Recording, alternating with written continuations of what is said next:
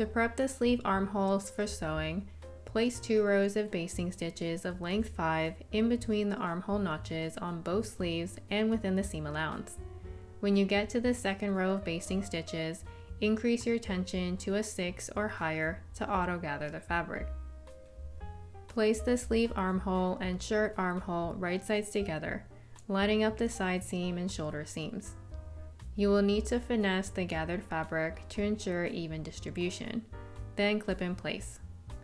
I prefer to hand baste the armhole before sewing on the machine to hold the gathers in place, but you're welcome to skip this step.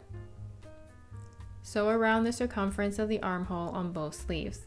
Once complete, you can remove your basting stitches, then press the seams open and flat. This is what your sleeve should look like afterwards.